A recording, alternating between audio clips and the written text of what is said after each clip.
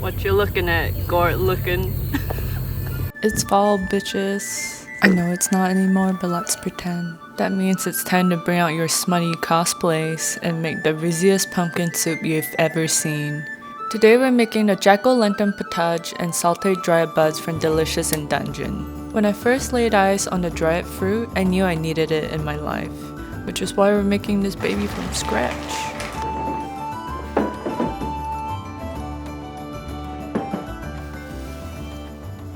To start, we're forming a pumpkin base. To do this, I'm double bagging a bunch of shredded junk mail. Tie it off and secure it with tape. For the base, we need something thicker, so I'm using painter's tape. I place them on the corners so that I can mold them to be more rounded. Then perform bondage to form the pumpkin indents. Make sure to leave enough room for the face. Next, we're making glue. I'm mixing flour, glue, and water until I get a better light consistency. The ratio was something like 6 to 1 to 2. You gotta mix this really well. It was really difficult, so I had to get my unpaid intern, aka friend, to help. After about 15 minutes of straight mixing, it's starting to look more like pancake batter.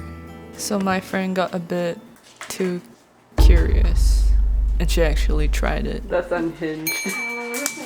And let's just say it did not taste like batter. Moving on, now we'll paper mache over the pumpkin base. This requires many strips of newspaper. Good thing I had a subscription to New York Times, which I definitely read. We dip it in our nasty mixture and apply it onto the pumpkin base. As you can see, our mixture wasn't really well mixed, it's still super lumpy. With my background of 2 YouTube tutorials, it was pretty rough. The bottom is casually falling apart, just like my life. Eventually, we managed to somehow get it to work. And then we let the pumpkin get some sun so that he doesn't become a basement incel. His butt was kinda sweaty, so we had to fan dry it. Once it was fully dry, we had to perform lobotomy. That's what she said. Peel off the top, and then you have a cap.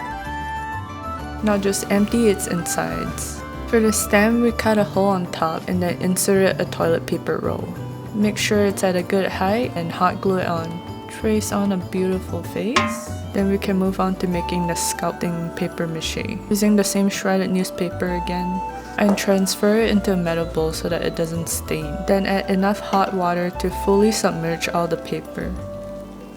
And you got newspaper soup. Stir it well and let it soak overnight. The next day, we drain and massage it to break up the pieces. Then I added glue batter and some caulking to make paper clay. Pack it into the pumpkin mold and shape into different sections. Over time, you should get something like this. I think I lost count of the number of times I violated him. Yes, this is totally necessary. And just when we were about done, something really bad happened. I had left the cap drying face down over a couple nights. It was a full-on science experiment. I didn't have it in me to redo everything, so we did the next best thing, killing it with fire. Oh god, that smell! Don't breathe that. Somehow it looks even more radioactive now. Accidentally bred fire-resistant mold. It took a lot of fire and breathing in toxic fumes, but eventually we did kill it, I hope. And back to our regularly scheduled arts and craft video. Here we're painting on a white base layer, which will help cover up the gray of the newspaper. Then using basic color theory, we mix red and yellow paint to make an orange. Or so I thought. We accidentally gave him the politician spray tan. I don't like the way he's looking at me. So I spent my hard-earned money to go buy more paint. And finally, it's starting to look right.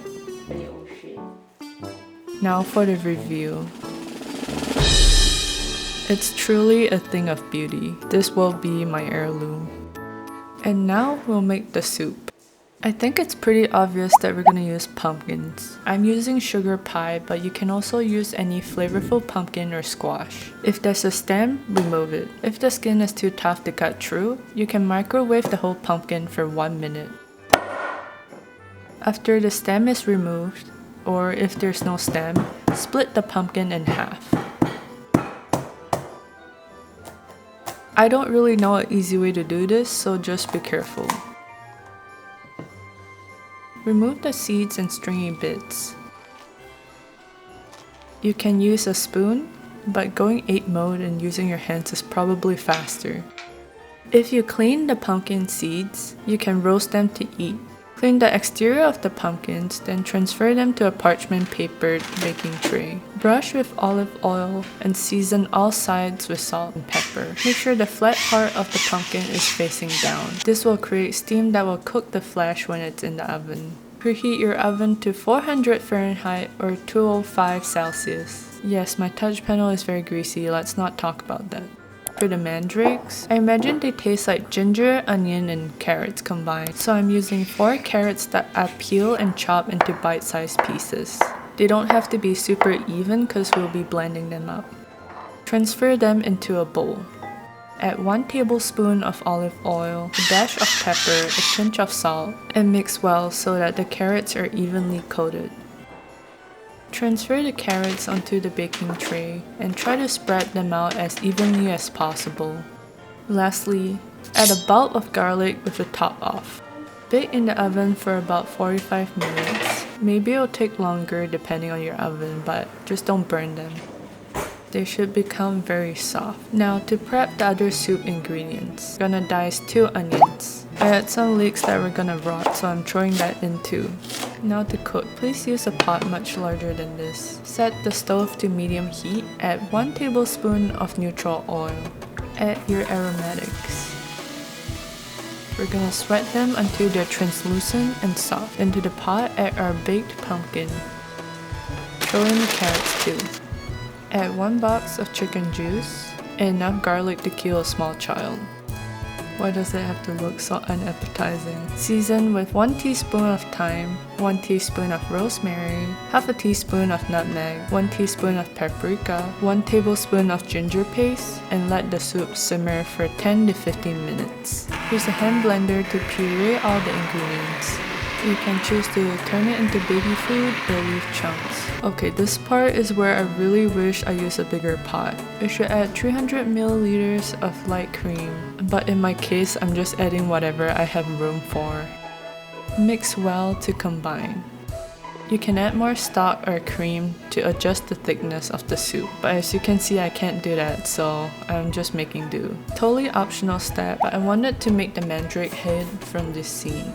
And it came out looking not bad, but all the details were lost. And last but not least, we're making the sauteed dried buds. At first glance, they might resemble onions, but if you look closely, the inside is more like a cabbage. It's even used to make sauerkraut in a later episode, but in the name of experimentation, we're gonna use both, then compare the results. I cut onion rings like this, keeping the onion skin on for some, just to see if it will help retain the ring shape. The things I do for videos. For the cabbage, I usually discard the outermost layers as they're most susceptible to wilt and dirt. Then I slice around the 1/3 point and try to get as close to a perfectly round cabbage steak as I can. Transfer to a baking sheet with the wider side down. Microwave 1 tablespoon of butter for 10 seconds and generously smear it onto the cabbage. Do this for the other side too.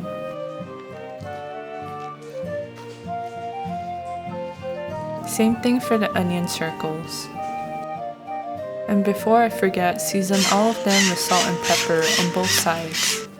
Bake at 350 Fahrenheit or 177 Celsius for 45 minutes to 1 hour until the bottom is golden brown. Everything should be fork soft, if not put it back in for a few more minutes. chop a couple of white mushrooms into 1/4-inch slices. We need 3 slices per cabbage or onion ring. Then in a pan, heat 1 tablespoon of butter on medium heat. Make sure the butter is evenly coating the pan. Add your mushrooms, making sure they're 5 feet apart because they're not. Fry for 3 to 4 minutes, then flip. They should be golden brown. Cook for another 3 to 4 minutes, then set aside. To make the cheese sauce, I combine flour, butter, milk, and cheese. This was my attempt to recreate something like queso, but I think I let it simmer for way too long. Just go and buy queso. And now all that left is plating.